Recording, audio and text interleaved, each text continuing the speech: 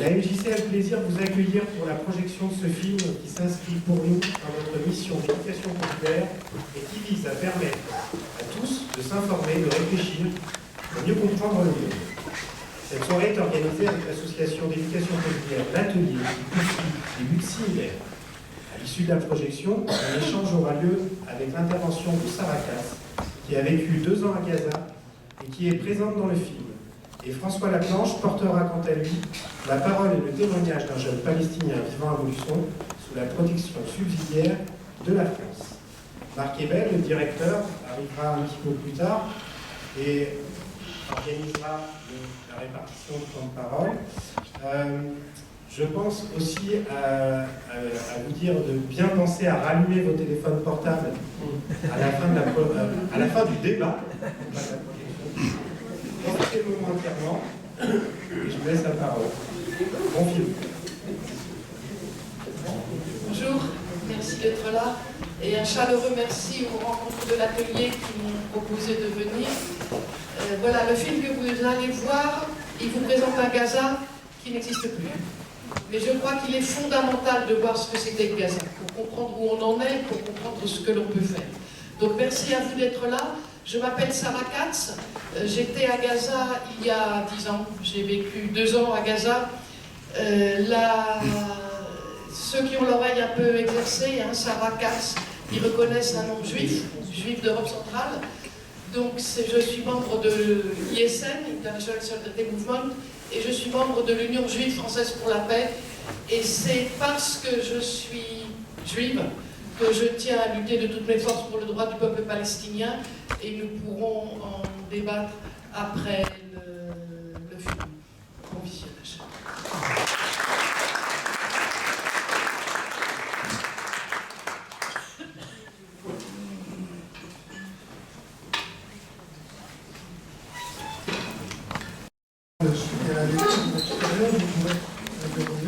Moi, je rendrai compte du témoignage d'un jeune artiste palestinien qui est en résidence à Mousson, pas très loin d'ici, et qui est sous le statut de protection subsidiaire de la France. J'en dis 2 mots. Il y a plusieurs statuts de réfugiés. Il n'est pas réfugié. Il y a le statut de réfugié politique, c'est-à-dire que la France reconnaît à un réfugié politique que son engagement politique dans le pays d'où il vient est dangereux pour lui. La protection subsidiaire, c'est autre chose. C'est la protection qui est assurée par la France à quelqu'un qui est menacé dans sa propre vie, non pas pour ses opinions politiques, mais pour d'autres raisons dont je vous dirai un mot au cours de la discussion. Et donc, ce garçon est arrivé en France, à Paris, en 2022, et de Paris, au bout de quelques temps, les réfugiés, les gens sous protection sociale sont dispersés dans différents points d'accueil en France, et s'est retrouvé à Commentry, hébergé, et puis quand il a eu ce titre de séjour, il ne peut plus héberger, il est donc là tout près d'ici. Il n'a pas souhaité venir parler, d'abord il maîtrise assez mal le français, et puis il veut se protéger aussi, personnellement, dans un contexte compliqué, mais il a visionné le film, il a fait part de ses remarques. J'indique que c'est un Palestinien d'origine, son père, son grand-père, son arrière-grand-père sont des Palestiniens. Ce n'est pas un réfugié qui a été déplacé, il est à Gaza depuis des générations. Voilà. Alors après, on en parlera plus tard au cours de la discussion. Écoutez, je crois que le mieux, ce serait que vous preniez la parole, que vous disiez ce que vous avez, que vous posiez les questions si vous en avez, ou les réflexions que vous pouvez avoir. Peut-être du français. Ouais. Alors, je sais que c'est toujours la première, elle est toujours difficile à sortir. Je vais essayer de sortir ça carrément. Voilà.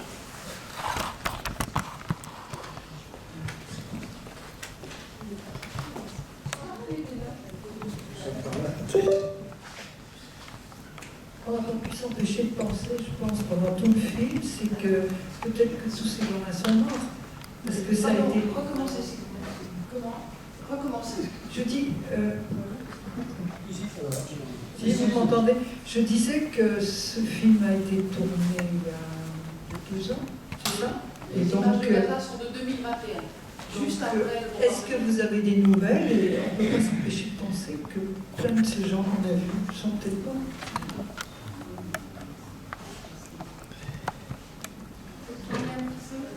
Pour répondre, moi j'avais eu le réalisateur qui m'avait parlé des personnes qu'on voit dans ce film il y a 3 mois. Il me disait que ces personnes étaient pour la plupart protégées. Elles étaient maintenant dans le sud de Gaza, mais les événements font que, évidemment, plus le temps avance, plus il y a de morts, plus c'est grave. Donc effectivement, il y a de l'incertitude pour quelques-unes de ces personnes. Alors, je me présente, je m'appelle Nida, mon prénom. Je suis d'origine palestinienne, mes parents sont d'origine palestinienne de 48. Je suis née à Damas, Syrie, et je suis en France depuis plus de 30 ans. Donc pour vous dire qu'il y a quand même, mes parents, ils ont fait donc l'exode de Palestine de 48, donc mes grands-parents étaient aussi en Palestine. Donc voilà, donc il y a un territoire occupé depuis 1948, un génocide qui malheureusement a commencé en 48 et ça dure jusque maintenant. Je dis, il y a des points qu'on peut assister, par exemple, les déshumanisations de Palestiniens par Israël, surtout par les responsables israélites. On leur dit, tuez-les tous, il faut tous les exterminer. Ce qui est curieux, ce qui est, je ne sais pas comment dire, redoutable, c'est que les Israélites disent les mêmes mots que les nazis ont dit. Exterminez les Palestiniens, déportez-les. Moi, je regarde les médias sociaux. Heureusement que les médias sociaux existent, parce que ces médias libres, grâce à ça, j'ai connu aussi Sarah Katz, le discours de Sarah Katz, antisémitisme, antisionisme. Antisémitisme est un crime, antisionisme est un devoir. Donc, la déshumanisation du Palestinien, c'est quelque chose de horrible. Ce qui se passe à Gaza et aussi du Jordanie, parce qu'on va parler de tout, c'est horrible. C'est un film d'horreur, on va dire, sur un plan collectif. Il y a plus de 37 000, là, je parle déjà depuis un mois, de 37 000 morts, plus la moitié des enfants et des femmes. Et il y en a plus de 13 000 de mutilés. Imaginez vos enfants mutilés. Il y a beaucoup de Palestiniens qui ont dort aujourd'hui, ils sont tous dans des camps, dans des tentes de fortune, c'est même pas des vrais tentes. Pas d'eau, pas de nourriture. Depuis 2 mois, Israël a weaponisé en anglais, elle a instrumentalisé, elle a pris l'arme de famine comme une arme. Il y a beaucoup de camions de nourriture qui attendent depuis 2 mois aux frontières, ils ont l'interdiction de rentrer, donc il y a la famine, il y en a beaucoup de morts par la famine, il y a beaucoup de morts par les maladies, parce que l'eau, comme ils ont dit dans le film, 95% de l'eau est sale. Il y a de plus en plus de maladies avec la chaleur. Il faut imaginer que depuis le début des événements, quand même, ça fait 6 mois, j'ai suivi ça sur YouTube, sur les médias sociaux, parce que les médias officiels, malheureusement, silence complet. Hein. Aussi, on prend, les Palestiniens sont juste des chiffres. Le 37 000 morts, c'est pas grave. C'est comme ça, hein, ils sont juste des chiffres.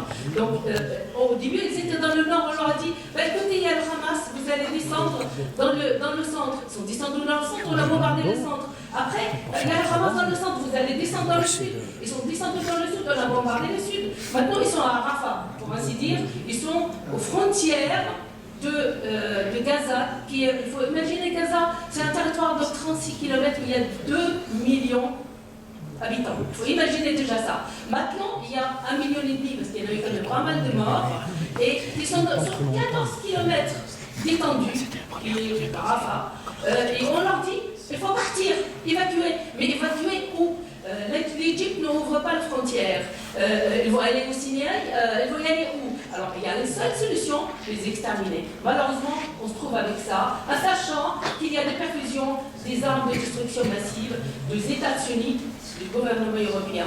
Il y a quand même, oui, il y a des perfusions aussi d'argent, 10 millions et des billions de dollars et notamment des États-Unis. On n'ose pas trop parler de l'Union européenne. Je préfère arrêter de parler parce que c'est monstrueux ce qui se passe là-bas. C'est un objet d'avant. Les droits internationaux sont terminés. C'est fini. Merci, Nidal. Moi, personnellement, je voudrais dire que je suis née en 1942, dans un contexte de résistance. Je sais que toute mon enfance a été marquée par la question juive et par la Shoah, les ghettos à Varsovie et tout ça. Et j'ai toujours été, même enfant, très choquée que l'Europe, on se soit libérée d'une culpabilité vis-à-vis du nazisme sur le dos de la Palestine. C'est quelque chose qui me choque toujours. Et voir ce qu'on a vu là, vraiment ça ravive encore la honte. La honte. Oui, alors, par rapport aux gens donc, qui sont interviewés dans le film, ce que m'a dit le garçon dont je parlais, c'est que 3 d'entre eux sont à Paris. Myriam, qu'ils connaissent très bien, parce que je pense que tous les Palestiniens la connaissent. Mariam, elle est au Caire. Et le prof de l'ACB, que aussi ce garçon connaissait très bien. Et puis, je sais pas, un autre. Il y avait en France, oui. Et pour les autres, on a très peu de nouvelles. Dans le groupe de... Vous avez vu les travailleurs sociaux que l'on voit, les 2 jeunes femmes que l'on voit, elles ont le sigle IMSINA. C'est un centre d'enfants et d'adolescents avec lequel j'ai travaillé depuis 2011, formidable. Et c'est pas rien, hein. C'est pas rien à Gaza de donner comme nom à un centre d'enfants IMSINA, à Vicenne. C'est-à-dire rappeler aux enfants qu'ils sont appuyés sur une très longue histoire et une histoire formidable pour l'ensemble de l'humanité. Cette partie du monde a apporté des penseurs de manière très importante. Donc, dans le groupe IMSINA, le frère du directeur d'IMSINA, Marcel, son frère, donc Moyad, la femme de son frère et leurs 3 filles ont été écrabouillées dans la maison qui a été écrabouillée dans le nord de la bande de Gaza. Je ne sais pas, sur les danseurs, qui est encore vivant, qui ne l'est pas. Je sais que le très grand que vous voyez, le responsable de la pépinière solidaire, il est toujours vivant et on continue avec l'UJFP à réussir à lui faire passer de l'argent et il continue à organiser des actions de survie, c'est-à-dire réussir à trouver de la nourriture, la cuire et distribuer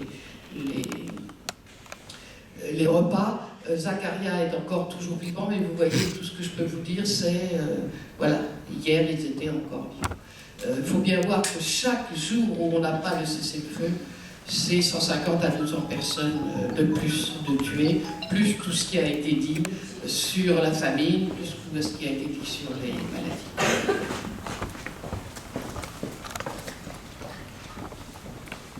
Quelqu'un d'autre? Je peux intervenir encore? Non, il faut partager la parole un peu. Mais les yeux. Là-bas. Lui, je vais peut-être l'avoir. Oh putain, c'est pour ce qu'il a ce machin. Oui, bonjour. Je suis Louise de la France Insoumise. On est venu avec mes camarades un peu après la projection parce qu'on était en train de faire du porte-à-porte et puis on a déjà vu ce film à Commentry et dans d'autres occasions. Et il est assez intense pour être vu une fois, je pense. Enfin, c'est difficile de le voir une deuxième. En tout cas, merci beaucoup pour cette initiative parce que les voix pour la paix sont de plus en plus dures à faire entendre. Nous, on parlait là dans notre porte-à-porte de la manifestation qui aura lieu demain à 10h30 devant la sous-préfecture de Montluçon pour le cessez-le-feu contre la guerre. Et il y a un jeune homme qui nous a répondu « Ah, on a encore le droit de faire ça en France ». C'est-à-dire que la censure, elle pénètre dans la tête des gens. Et donc ce genre d'événements sont vraiment essentiels pour faire entendre que non, on peut encore dire ça, malgré les poursuites qui ont été faites contre des responsables politiques ou syndicaux pour apologie du terrorisme, ce qui est vraiment honteux. Et je voulais dire aussi que voilà, il y a eu le vote pour la reconnaissance de l'État de Palestine à l'ONU, où les États-Unis ont mis leur veto, une fois de plus, et que c'est inacceptable. La France s'est prononcée pour et est revenue sur ses positions historiques qu'elle avait pourtant quittées depuis 6 mois. C'est déjà une bonne chose, mais surtout ce qu'il faut, c'est que la France arrête de livrer des armes, parce qu'on n'en peut plus, voilà, que notre argent aille tuer des gens, les gens de Palestine. Et il faut, pour la paix, ce qu'il faut pour obtenir la paix, c'est les conditions de la paix, c'est-à-dire le respect du droit international, c'est-à-dire la fin de la colonisation et le cessez-le-feu. Voilà. Je peux me permettre de dire un mot parce que je distribuais des flyers l'autre jour. Et sur le marché, une personne me dit mais à quoi ça sert de vous réunir à Montluçon. Vous imaginez quand même pas que vous allez changer quelque chose à la situation. Des réunions comme ça, des projections de ce film, il y en a partout en France depuis le 8 novembre, il est sorti, je crois. Il y a eu toute une tournée de près. La sortie nationale est le 8 novembre, mais le film avait déjà tourné depuis plusieurs mois. Donc ce film est actuellement en exploitation, il passe essentiellement dans des petites salles, parce que les grands groupes, pour la plupart, ne veulent pas le projeter. Donc il y a ces réunions, il y a ces projections. À chaque fois, c'est des gens qui se réunissent d'abord pour échanger leur humanité. Et quand on fait ça, déjà, on se grandit un petit peu. On n'est pas tout seul dans son coin à essayer d'oublier quelque chose qu'on ne peut pas oublier. Donc échangeons. Et en plus, notre humanité, c'est quand même ce qui pèse sur nos gouvernants qui sont complices. Pas tous les gouvernements, pas tous à la même échelle, mais la plupart des gouvernements dans le monde sont complices de ce qui se passe. Et notre humanité, elle pèse pour les accuser de cette complicité. Donc c'est à ça que servent ces réunions.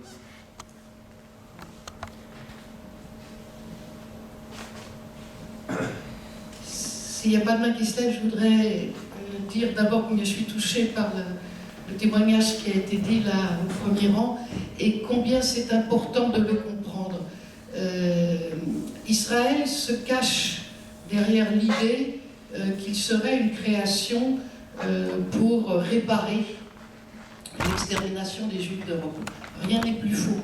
Le projet de colonisation qui a pris le nom d'Israël, après avoir cherché d'autres noms d'ailleurs, il date du tout début du XXe siècle.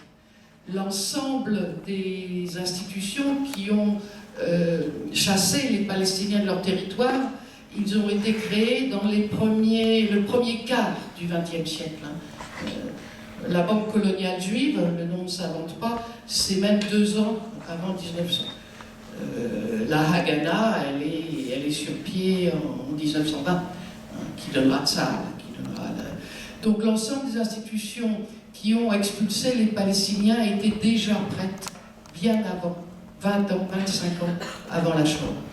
Donc Israël est une aventure coloniale, et une aventure coloniale suprémaciste, c'est-à-dire qu'elle déclare qu'il y a une place sur Terre où certains ont plus de droits que d'autres. Et on voit bien où est arrivé ce simple fait de dire c'est un État juif.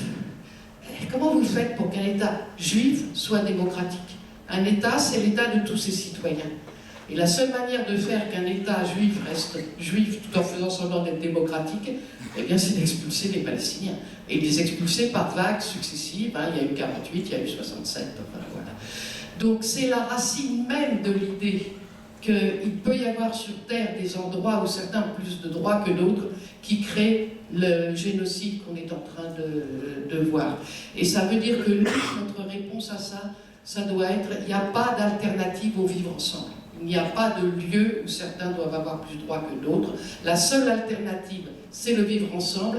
Et la seule façon de faire la paix, c'est la justice. Parce que quand il y a des opérations d'injustice comme cela, forcément, il n'y aura pas la paix.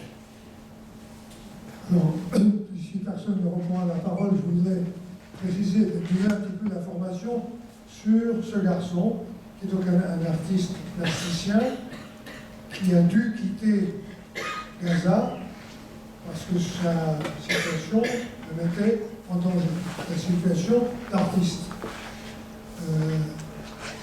Son travail d'artiste porte sur le corps humain et les nus, ce qui n'est pas une peinture de rue. On voit dans le film l'artiste qui trace la pointe avec un slogan à la fin. On voit aussi un chat et on aperçoit Bansky, l'artiste international, le street artiste, mais la représentation du corps, en plus des corps androgynes, c'est toute une histoire personnelle, n'était pas tolérable. Et un certain nombre d'artistes plasticiens ne pouvaient pas exposer. Il y avait 2 galeries, me dit-il, je traduis sa parole. 2 galeries à Gaza où ils pouvaient s'exposer entre eux, se réunir avec des amis, échanger. L'une a été victime d'une bombe lancée par on sait qui, et l'autre a été fermée par le Hamas. Donc il n'avait plus de possibilités. Et il a été protégé par le Centre culturel français à Gaza. Dans le film, à un moment, il y a une petite erreur, je crois que c'est le chirurgien qui dit que le consulat n'a plus donné ne s'est plus intéressé. Il n'y a pas de consulat à Gaza. Non, il ne dit pas ça. Non, pardon. C'est pas ça qu'il dit. Il dit une chose qui est tout à fait exacte, qui est qu'au lendemain des élections, qui étaient des élections qui ont été surveillées par la communauté internationale et qui ont été déclarées correctes et transparentes, au lendemain, la communauté européenne a décidé, et le consulat français de Jérusalem a appliqué, c'est-à-dire l'État français, a décidé que puisque les résultats des élections ne paraissaient pas acceptables, on arrêtait l'aide. Attention, quand je dis l'aide, il faut bien voir ce que ça veut dire. C'est une chose qui me met très en colère. Pardon, je vais finir. Mais pourquoi il y a de l'aide?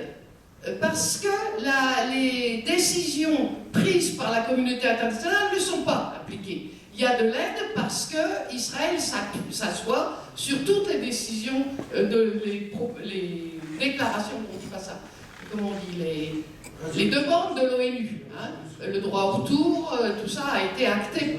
Les résolutions, pardon, les résolutions de l'ONU. Donc, pour, d'une certaine manière, effacer le fait qu'on n'est pas capable, que la communauté internationale n'est pas capable d'imposer l'application des résolutions de l'ONU, place le fait que le peuple palestinien soit placé dans une situation où il ne peut pas s'en sortir économiquement, sous un blocus vous ne pouvez pas, alors d'une autre main, eh bien, on va fournir les salaires, on va fournir, etc. C'est pas de la gentillesse pour aider, c'est juste que puisqu'on n'est pas capable d'appliquer nos propres valeurs, eh bien on va quand même vous apporter quelque chose. Et c'est ce quelque chose que la communauté européenne a décidé de stopper. Il y a eu 6 mois sans salaire. Il faut voir ce que ça veut dire. Hein. Ce que je voulais dire, je ne vais pas évoquer, je voulais simplement dire qu'il n'y avait pas de consulat à Gaza, parce que Gaza n'est pas un pays reconnu par un certain nombre de pays, comme Taïwan n'est pas reconnu, il n'y a pas non plus de consulat français à Taïwan. Il y a des centres culturels. Et ce garçon a été protégé par le centre culturel français de Gaza, qui lui a permis de s'exfiltrer de Gaza. Je voulais juste faire un distinguo entre le consulat et le centre culturel qui accueille des gens, qui fait des formations. Il a travaillé avec des enfants dans le centre culturel français. Voilà. Donc, ce qu'il m'a dit aussi, parce que je lui ai posé la question, de pourquoi les jeunes filles qui jouent au foot, beaucoup sont voyées, et pas les jeunes filles qui dansaient dans les ruines. Au passage, il a bien dit qu'en effet, chaque jour, encore une fois, avant le 7 octobre, il y avait des bombardements à Gaza. Nuit et jour. C'était alors le quotidien de vie. Ce qu'il m'a dit sur ces jeunes filles, ça m'avait étonné, c'est que les jeunes filles sont pas voilés ne sont pas des adultes. Ce qui explique que les étudiants de l'université sont tous voilés, parce que c'est ce qu'ils pensaient du Hamas, je ne sais que traduire, il m'a dit, c'est quand même un système qui applique une charia, qui n'est pas une charia complète, totale, mais qui a imposé le droit à l'université. Je vais juste expliquer cette différence d'image qu'on a pu voir.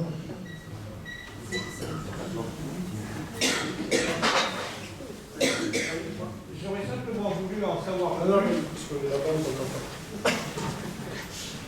Bonsoir, j'aurais voulu en savoir plus sur l'évolution de cette guerre aujourd'hui, sur la situation qui se passe, le regard que vous pouvez porter sur ce qui se passe aujourd'hui avec l'Iran, avec le mutisme total des médias sur les événements très récents de cette guerre.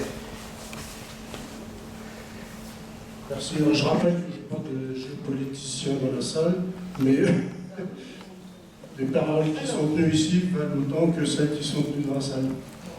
Alors, oui. Sur les événements, je ne sais pas ce que vous appelez très récent. Alors je vais y aller au couteau. Après, on peut peut-être affiner un peu, mais je vais y aller au couteau. L'Iran n'a rien à voir dans cette histoire. Strictement rien.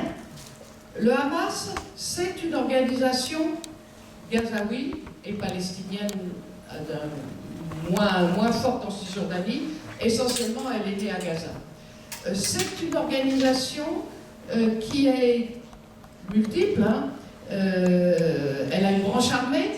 Je signale que tous les partis politiques importants à Gaza et en Palestine ont une branche armée. Le djihad islamique, le Fatah, le Front populaire de libération de la Palestine. C'est un choix de notre système médiatique de présenter l'ensemble de la résistance comme étant celle du Hamas. C'est totalement faux. C'est totalement faux. Le Hamas étant, depuis 2007, au pouvoir à Gaza, pseudo-gouvernement, parce que c'est quand même sous blocus, il a pu développer une branche armée qui est particulièrement efficiente, et c'est effectivement la branche armée Al-Qassam du Hamas qui a fait les trous dans la cage, dans la sortie de la cage, dans le grillage. Après, tout le monde est sorti. C'est vraiment le fait qu'au bout de 6 mois, on présente encore, enfin moi je regarde, j'ai pas la télé, mais les radios mainstream continuent de dire la guerre du Hamas contre Israël. Cette phrase n'a strictement aucun sens. Le Hamas, c'est une partie de la résistance palestinienne. Perso, c'est pas la partie dont je me sens le plus proche, loin de là. Mais c'est pas la question. La question, c'est que le Hamas est une partie de la résistance palestinienne. Et si on ne parle que de lui, c'est un choix, parce que ce n'en est qu'une partie. Après, l'idée que ce qui se passe actuellement, le génocide qui se passe actuellement, dépend de grandes décisions géopolitiques, etc., c'est totalement faux. C'est totalement faux. On est face à une question simple, avec sa politique de colonisation qui avance tout le temps. Israël se trouve au bout de ce qu'elle pouvait faire. C'est évident. Dans le film précédent de Roland Murier, il y a cette interview du général de Gaulle qui était quelqu'un qui comprenait pas mal de choses à la marche du monde et qui dit si vous continuez à coloniser, vous allez créer une résistance que vous appellerez terrorisme. Il était bien placé pour savoir que c'est ça le truc. Et bien voilà, donc à force de pressurer, à force de rendre la vie des Palestiniens totalement invivable, bien évidemment, on a le peuple palestinien a créé une résistance qui va de l'extrême gauche à la résistance islamique. Vous avez tout l'éventail. Et c'est ça qui est en train de se passer. C'est-à-dire que le monde entier soutient cette opération de colonisation. Et c'est ça qu'il faut comprendre. Là-dedans, savoir le Hezbollah, pourquoi il ne fait rien, l'Iran, est-ce qu'il a fait quelque chose, n'a rien à voir avec ce qui se passe. Rien du tout.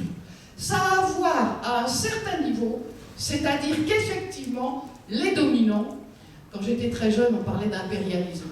L'impérialisme dominant, il voit qu'il va être de moins en moins dominant. Et il se bat mordicus pour conserver ses positions de pouvoir. Et l'analyse de l'impérialisme dominant, menée par les États-Unis, mais bien aidée par la communauté européenne, c'est de dire, voilà, il faut qu'on remodèle le Proche-Orient, alors on va avoir besoin des monarchies du Golfe, qu'on va mettre dans notre poche, on a besoin d'Israël, parce que quand même Israël c'est l'Europe, et puis voilà, et comme ça on fera tenir calme les populations arabes. C'est ça qui se joue, c'est ça qui se joue. Et le fait qu'on ne puisse pas, à l'heure actuelle, imposer une chose qui devrait être une évidence, je pense que nos petits-enfants nous demanderont des comptes là-dessus. C'est-à-dire de dire, on arrête de tuer, on laisse entrer l'aide humanitaire et on applique le droit international. C'est tout ce qu'ils demandent les Palestiniens. C'est ça qui est actuellement en jeu. Je peux dire une dernière chose? Oui, je voudrais avant, Oui. compléter, ou en tout cas appuyer. Bon, alors allez-y, madame, soyez courte. Ah oui, je garde. Allez-y, je vous laisse la parole, mais... Oui, c'est compléter à ce mission avant que j'oublie. Netanyahou a intérêt de continuer la guerre, parce que si la guerre s'arrête, il va directement en prison. Pas à cause de la Palestine, à cause des tas de problèmes qu'elle a fait avant dans l'extrême droite, dans la société d'Israël. Donc il a intérêt. Et ce qui se passe pour l'Iran, c'est juste un comédie, c'est vouloir détourner l'attention. Déjà depuis 6 mois, ils ont bombardé la Syrie, le sud de la Syrie, ils ont bombardé le Liban, détourner l'attention de ce qui se passe à Gaza. Gaza est juste fait partie de la Palestine, Cisjordanie. Gaza, il y a juste les Palestiniens qui sont partis de 48, qui ne sont pas partis en Syrie, en Jordanie ou au Liban comme mes parents, donc ils sont venus à Gaza et en Cisjordanie. Voilà, déjà c'est leur sujet de 48, donc il y a eu une génération, 2 générations, 3e génération. Il y a une génération qui est née dans l'état du siège, une génération. Il y a un politologue juif que j'adore, Lévi Judion, il disait Israël, c'est le seul État occupant au XXIe siècle qui se fait passer pour un victime. Elle a réussi à se faire passer pour un victime. Tout à l'heure, quelqu'un a parlé de l'avenir, comment se sortir de cette épouvantable situation. Alors moi, je voudrais deux choses. Une remarque personnelle. C'est pas le seul endroit dans le monde où pendant des années, des dizaines d'années, des peuples, des régimes, des gouvernements, des populations se sont trouvés en situation de guerre.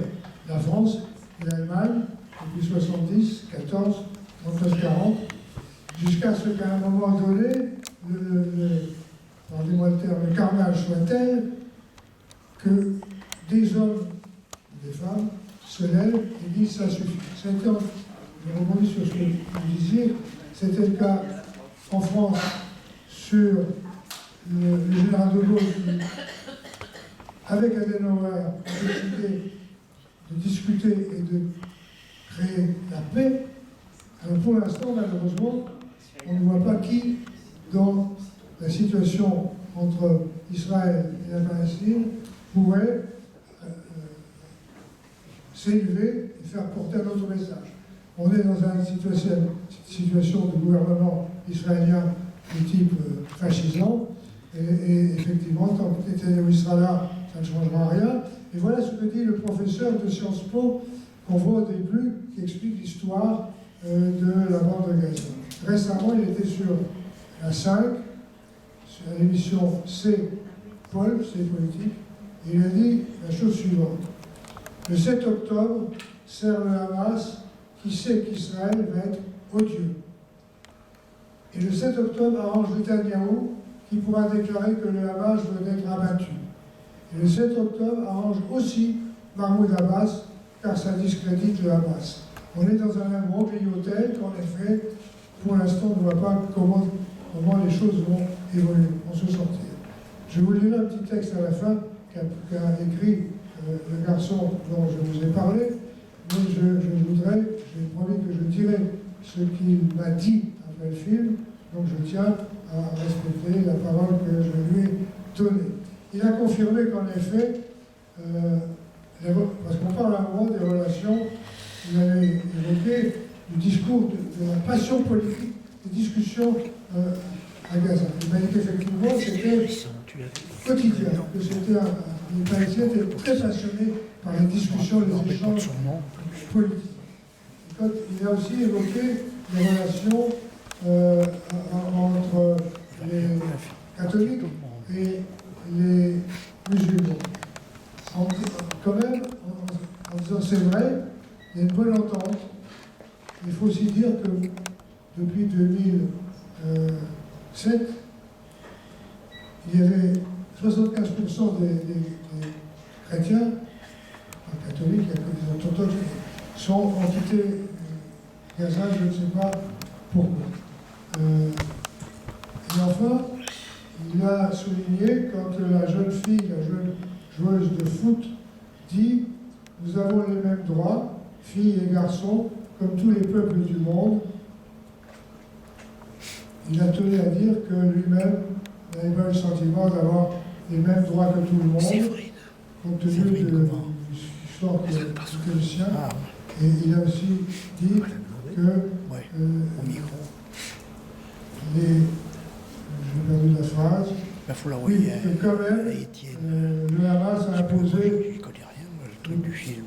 tout doucement que le port du voile s'est imposé alors qu'avant, beaucoup de femmes n'étaient pas voilées. Mais c'est un peu le cas, la même chose en Indonésie ou en Malaisie, où petit à petit, les femmes se voilent. Il m'a dit elles se voilent parce qu'elles n'ont pas envie d'avoir des ennuis. Si je vous arrête, moi je ne veux pas que vous rentrez dans ces débats de religion et de foi. Non mais madame, je ne rentre pas dans les... S'il vous plaît madame.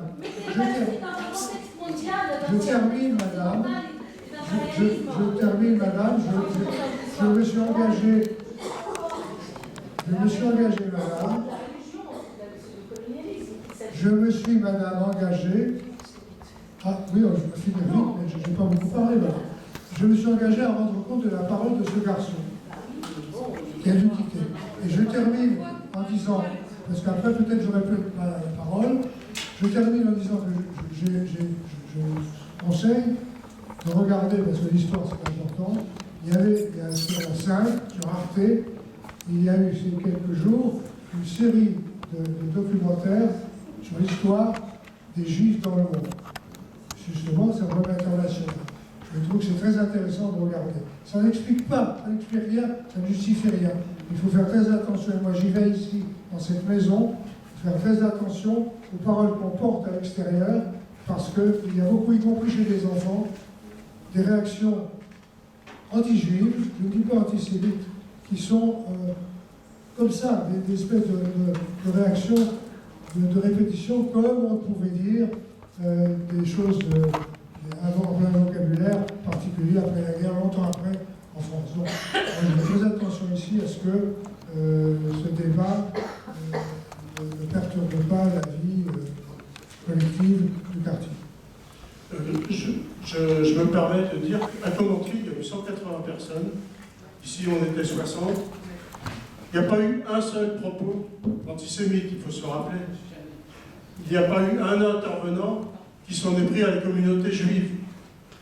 On s'en prend à un État fasciste qui colonise un pays et qui ne respecte rien des résolutions internationales. C'est de ça qu'il s'agit, de rien d'autre. Voilà.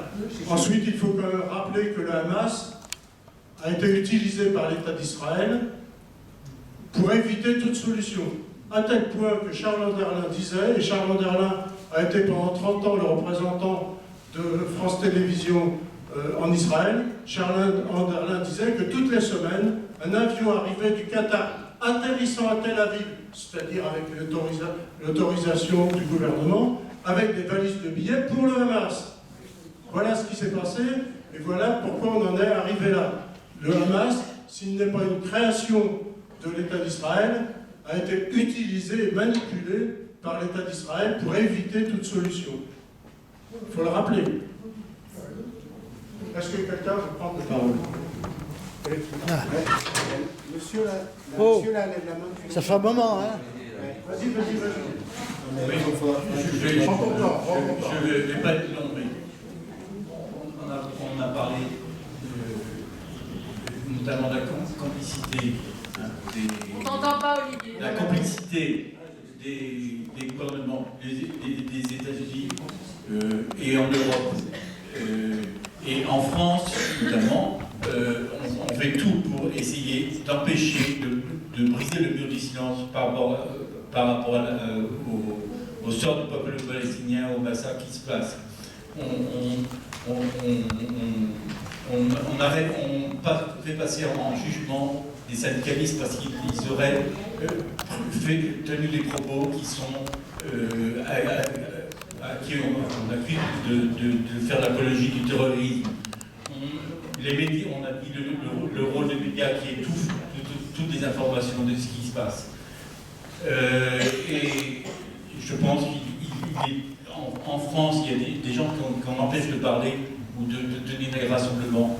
C'est les mêmes accusations d'antisionisme. Et là, la complicité, c'est aussi les armes qui continuent à livrer par la France, comme par les États-Unis. 63 milliards de nouveau pour Israël. Les bombes, bon, etc. La France qui fournit des étuis pour les mitrailleuses qui tuent les Palestiniens, et ça continue. Donc, voilà, je dis simplement, il faut briser ce mur de silence. Et demain, il y a ce rassemblement. Je pense qu'il faut être nombreux pour effectivement dire cessez le feu immédiat, arrêt des massacres, arrêt du génocide, et briser ce mur du silence et être présent.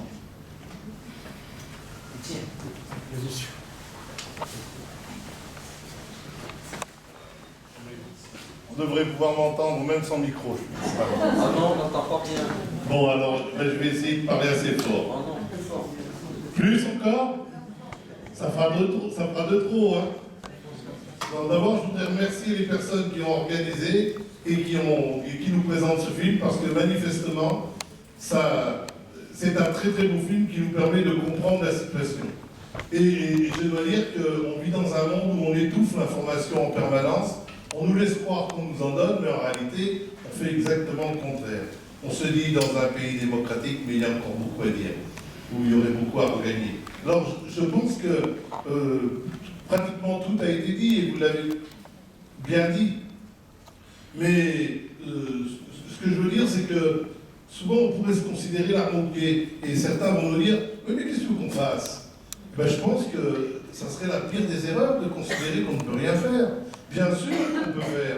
On peut prendre conscience du problème et en parler autour de nous et faire en sorte que petit à petit, cette pression populaire monte et que à un moment, nos dirigeants prennent conscience que dans le pays, ça bouge. Ici, comme dans d'autres pays. En tous les cas, ce qu'on peut dire aussi, c'est qu'on est de tout cœur avec nos amis palestiniens. Bien sûr, je trouve horrible ce qui s'est passé au soir du 7 octobre, bien sûr. Mais pour autant, je trouve tout aussi horrible les 37 000 morts qui aujourd'hui, et les ampulés et tout ça. Donc la solution, elle passe par une paix, elle passe par un arrêt des combats, et elle passe par une discussion. Je ne sais pas comment elle peut avoir lieu, mais c'est évident que c'est par la discussion que les choses sont trouvées. Mais la discussion, elle ne viendra pas simplement par la montée du ciel. Je précise à ceux qui ne le savent pas que je suis athée. Hein. Donc quand je parle du ciel, c'est bon. Alors, parlons-en autour de nous, faisons gagner cette conscience, et merci pour ce que vous avez fait.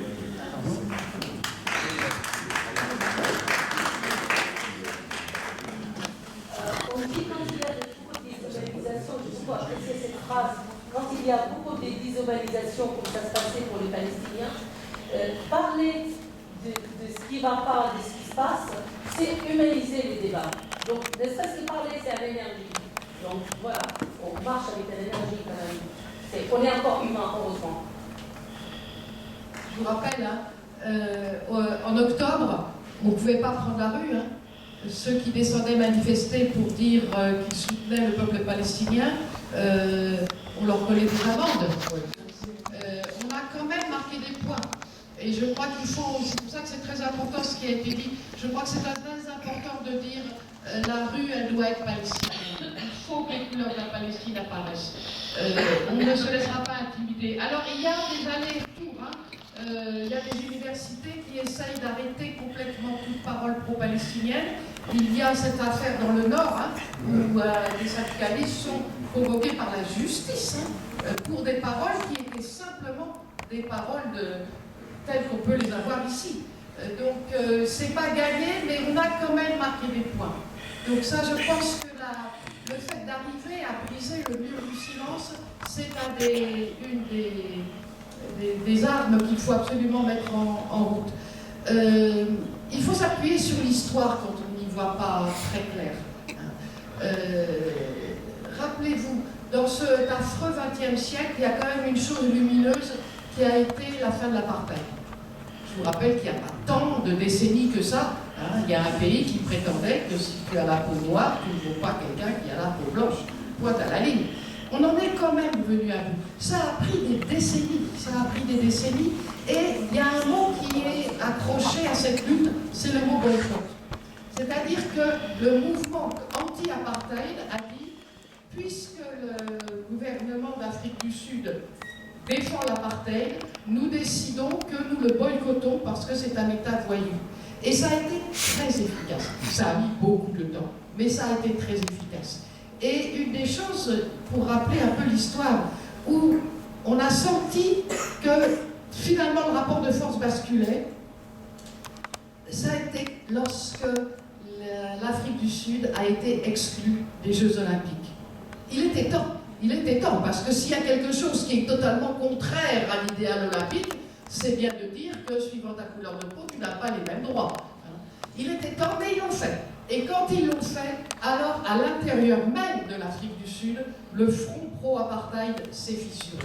Eh bien, il faut appliquer la même chose. Il faut boycotter Israël. Il faut dire que tant qu'Israël n'applique pas les résolutions de l'ONU, tant qu'Israël viole le droit international, il faut le considérer comme un État voyou et le boycotter sur toutes ses formes. Boycotter des Jeux Olympiques, je me permets, excusez-moi, et du Tour de France, parce que depuis quelques années, il y a une équipe, c'est la seule équipe qui représente un pays. Hein. Je voulais juste ajouter... Et qui a gagné la Flèche Wallonne. Mercredi, oui. Le pays Israël. qui entretenait les meilleures relations avec l'Afrique du Sud du temps d'apartheid, c'était Israël. Entre suprémacistes, on se comprend. Pour le Tour de France, rappelez-vous, quand on dit on ne peut rien faire, il y a eu des municipalités, des collectifs qui ont réussi à décorer le Tour de France aux couleurs de la Palestine. Rappelez-vous ces magnifiques images où un drapeau palestinien de la taille d'un champ accueillait les coureurs. On peut faire des choses, il faut faire des choses. Moi je voulais, en tant que personne, en tant qu'accueillant de la manifestation ici, on accueille beaucoup de gens. Et moi je constate que quand on parle de la bande de Gaza, eh ben, les gens ils ne savent même pas la situer. Et ça c'est malheureusement c'est une des réalités. Donc on essaye d'informer les gens de manière digeste. Et moi je tenais à vous remercier parce que je découvre aujourd'hui ce reportage. Je suis pas le plus initié, même si j'essaie de m'y intéresser et je bataille parce que c'est une histoire compliquée. Effectivement, les médias ne font peut-être pas tout pour la rendre digeste non plus. Et je pense que des supports comme celui-ci, voire des même plus simples encore, peuvent aider à faire comprendre et à intéresser les gens. Parce que quand c'est trop compliqué, finalement, ce qu'on constate, c'est que les gens ont tendance à se refermer. Et donc moi, ce soir, je rentre chez moi en sachant un petit peu plus. Donc, je savais où était le monde de Gaza. Je m'étais un petit peu informé avant, mais j'en ai appris ce soir et j'ai découvert, à travers le biais de ce film, qui est à la fois un film, un reportage, voilà, ça m'a éclairci et de pouvoir aussi continuer d'accompagner et d'expliquer et d'orienter vers ce lien. Voilà. Là, ça, c'est la Palestine. C'est pas un pays. Oui, La oui. Palestine, c'est vrai qu'on entend. Mais vous voyez, c'est pour vous dire Je suis que... désolée, je suis obligée. Mais vous avez raison. C'est une cause de mon cœur, donc je suis obligée de. Vous avez raison. parler. Vous avez raison de corriger. J'apprends. Oui, non, mais ça, justement. C'est la Palestine. Je crois que ça va se terminer. Je vous informe que hier, je vais passer la parole à nos accueillants. Le film sera projeté, pour ceux qui s'y intéressent, à Hérisson, parce qu'à Commentry, un groupe de femmes d'Hérisson était à la projection, se sont intéressés à la manière dont on s'y était pris, ont pris le relais, et une association de Hérisson projettera le film au mois de juin, je pense. La date n'est pas déterminée, mais ça paraîtra dans la montagne. Donc c'est comme ça aussi que l'information passe et que de plus en plus de personnes se sensibilisent à cette juste cause. Peut-être un dernier mot, quand on parlait des médias et quand on parlait de la manière de le présenter, vous avez sans doute remarqué que lorsque l'on parle du problème, vous n'entendez jamais parler de l'Union juive française pour la paix. Et pourtant, dans le monde, probablement une majorité de gens qui se considèrent liés à l'histoire juive, qui se considèrent juifs culturellement, religieusement ou simplement par fidélité à leurs origines, sont opposés à la politique menée par l'État d'Israël. Et ça, si vous pouvez parler de nous, si vous pouvez dire aux gens que vous voulez savoir, eh bien, allez sur le site de l'Union juive française pour la paix et vous verrez que la question, elle n'est absolument pas du fait que « Oh, ces peuples ne peuvent pas s'entendre » ou « Oh, ben vous comprenez, musulmans et juifs, ça ne peut jamais s'entendre », que ça n'a rien à voir avec ça. Et donc, faites savoir qu'il existe des juifs anticolonialistes.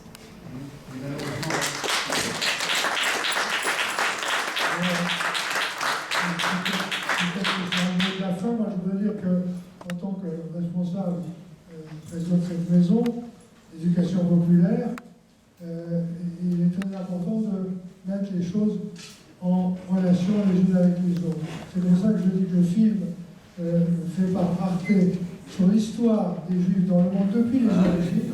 Moi j'ai beaucoup appris. Parce que c'est quand même un problème particulier sur ce terme juif qui désigne à la fois une religion et à la fois des individus. Alors qu'on ne distingue pas, quand on dit en français, on ne s'occupe pas de savoir s'il est protestant ou catholique. Là, il y a une confusion et cette série de documentaires sur Arte m'a paru très intéressante. J'ai appris beaucoup de choses. Et aussi de mettre en relation, parce que toutes les dictatures utilisent le messianisme. Le messianisme, c'est la division du monde entre le bien et le mal. Il n'y a pas de discussion où on est blanc, où on est noir, où on est... C'est pour ça qu'on dit, si tu dis que tu es antisioniste ou antisémite, comme on disait, j'étais en RDA en 1978, si tu n'es pas communiste, tu es fasciste. Comme on disait ailleurs, si tu n'es pas de tel bord, tu es forcément un adversaire. Donc vraiment, c'est pour ça qu'il faut s'informer. Ce film est un bon outil d'information. On apprend beaucoup de choses. Le garçon trouvait qu'il était un, qui peut être trois, parce qu'évidemment, on a beaucoup valorisé l'égalité de tous là-bas, ce qui n'est pas tout à fait le cas. Mais c'est quand même aussi au départ un problème religieux, si on remonte dans l'histoire. Non, dans l'histoire, je ne parle pas de tout. Bon, écoutez, je vous conseille, je peux donner mon point de vue, je vous conseille de regarder ces reportages, ces historiques sur l'histoire présentés par Arte. C'est clair. Bon. L'irruption de la partie religieuse dans cette histoire-là, elle est extrêmement récente. Et je vous rappelle que les créateurs de l'idée sioniste, les créateurs de la démarche coloniale, les créateurs de l'État d'Israël n'étaient pas croyants. Ben Gurion, il mangeait du radin à tous les repas. Donc ça n'a absolument rien à voir avec une histoire religieuse. Merci à tous.